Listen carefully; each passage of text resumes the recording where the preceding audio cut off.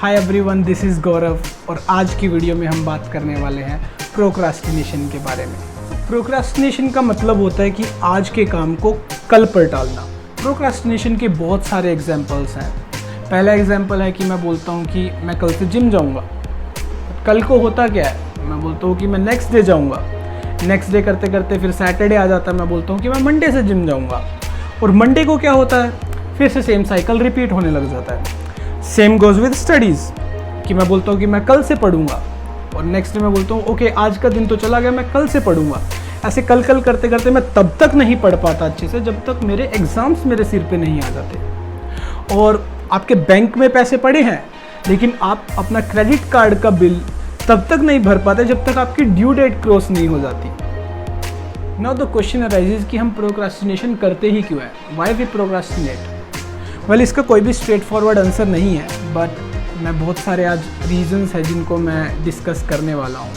So the most common reasons on why we procrastinate is self doubt. मुझे कहीं ना कहीं ऐसा लगता है कि मैं इस काम को नहीं कर सकता, या मेरा माइंड कंफ्यूज स्टेट में है कि मैं इस काम को कर सकता हूँ या नहीं कर सकता। तो इस कन्फ्यूज़न और सेल्फ डाउट की वजह से भी मैं प्रोक्रास्टिनेट करता हूँ।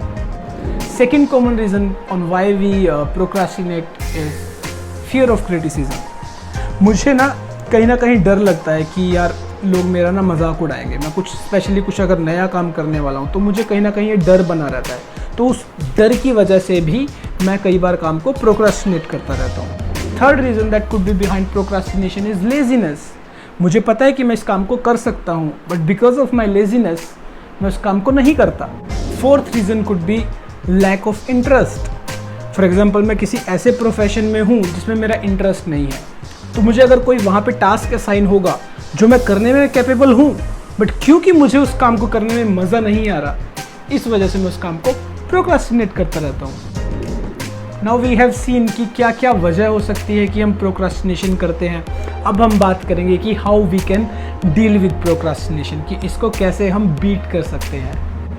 अब मैं जो भी कुछ बताने वाला हूँ वो सब कुछ मैं अपने एक्सपीरियंस के हिसाब से बता रहा हूँ। कुछ भी ऐसी चीज़ नहीं है जो ट्राइड एंड टेस्टेड नहीं है। So the first method by which I can beat the procrastination is create a system. By creating a system I mean कि आपके ऐसे कोई ना कोई टास्क होंगे जो आपको रेपिटेटिवली करने होते हैं, उसको एक सिस्टमेटिक वे से करना स्टार्ट कर दो। फॉर एग्जाम्पल, कुछ दिन पहले मैंने अपने लिए गोल सेट किया था कि मैं हर रोज़ 4 लीटर पानी पीने वाला हूँ। तो स्टार्टिंग में मैंने क्या किया, मैं किचन में जाके ग्लास बाय ग्लास पीता था। तो कभी मैं वो 4 लीटर गोल को अचीव कर पाता था, कभी नहीं कर पाता था। फिर मैंने क्या किया, सिंपली एक 1 लीटर का वाटर बॉटल लिया और उसको फिल करके अपनी टेबल पे रखना स्टार्ट किया जहाँ पे मैं डेली काम करता हूँ।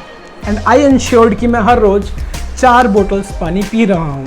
सो तब से आज तक I haven't miss even a single time जब मैंने 4 लीटर पानी ना पिया हो। सो आपके ऐसे बहुत सारे टास्क होंगे, ऐसे बहुत सारे काम होंगे जिनको आप रैंडमली अप्रोच कर रहे हो।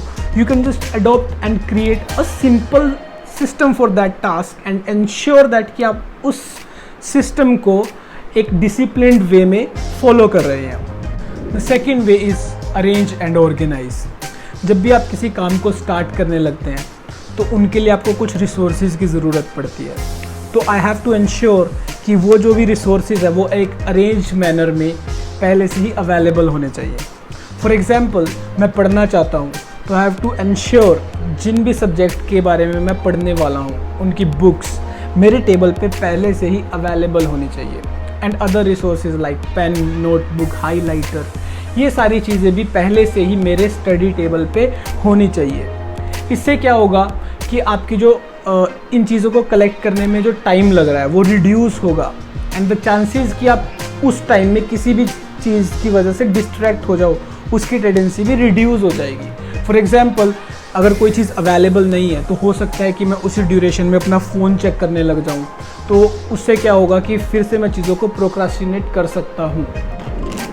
अनदर एग्जांपल इज़, मैं कल रनिंग पे जाना चाहता हूं तो आई हैव टू इंश्योर कि जो मेरे शूज़ हैं, मेरी सॉक्स हैं या और जो भी चीज़ मुझे चाहिए उस रनिंग के लिए, एक नाइट पहले ही मैं उन सब चीज़ों को एक स्पेसिफाइड लोकेशन पे रख दूंगा। उससे क्या होगा, जब मैं नेक्स्ट डे उठूँगा तो उन सब चीज़ों की वजह से मुझे एक मोटिवेशन मिलेगा एंड चांसेस कि मैं रनिंग पे चला जाऊँ विल इंक्रीज़ और मेरी जो प्रोक्रास्टिनेट करने की टेंडेंसी है वो भी रिड्यूस होगी। The third method is eat healthy food. अब ये जो मेथड है वो हमें लेज़ीनेस की वजह से होने वाली प्रोक्रास्टिनेशन से डील करने में हेल्प करेगा। कई बार हम सोचते हैं कि हम लेज़ी इस वजह से हैं कि ये हमारा बिहेवियर है, बट इसके पीछे लैक ऑफ न्यूट्रिशन भी वजह हो सकती है कि आप प्रॉपर फूड नहीं खा रहे या आप अनहेल्दी खाना ज़्यादा खा रहे हैं। तो जब हम मेक श्योर करेंगे कि हम एक बैलेंस डाइट फॉलो कर रहे हैं और अपने आप को प्रॉपरली हाइड्रेट कर रहे हैं, उससे क्या होगा कि आपके एनर्जी लेवल इंक्रीज़ होंगे और लेज़ीनेस की वजह से होने वाली प्रोक्रास्टिनेशन भी रिड्यूस होगी। And the fourth method is positive affirmation. अब ये मेरा एक बहुत ही फेवरेट मेथड है सेल्फ डाउट की वजह से होने वाली प्रोक्रास्टिनेशन को डील करने के लिए। तो एफर्मेशन का मतलब क्या है कि आप अपने आप को कोई ना कोई पॉजिटिव मैसेज दे रहे हैं, और जब आप ये पॉजिटिव मैसेज को बोल रहे हैं आप इसको एक्चुअल में बिलीव भी कर रहे हैं। फॉर एग्जाम्पल एवरी मॉर्निंग मैं एक रिचुअल फॉलो करता हूँ। मैं मिरर के सामने जाता हूँ और अपने आप से बोलता हूँ कि I can do all things, कि मैं सब कुछ कर सकता हूँ। और जब मैं बोलता हूँ सिर्फ मैं बोलने के लिए नहीं बोलता, मैं इस चीज़ को एक्चुअल में फील करता हूँ कि यस, कि मैं सब कुछ कर सकता हूँ। इससे क्या होता है, मेरा सुबह सुबह ही मोटिवेशन लेवल अप हो जाता है, और कोई भी अगर मेरे डिफ़िकल्ट टास्क भी हैं थ्रू आउट द डे, उनको मैं अचीव करने में सक्सेसफुल हो जाता हूँ। So that's the final method that I follow in order to deal with procrastination. Alright guys, so this is all I have for this video. I hope you liked my work. If yes, then please subscribe to my channel, and I'll meet you in the next video.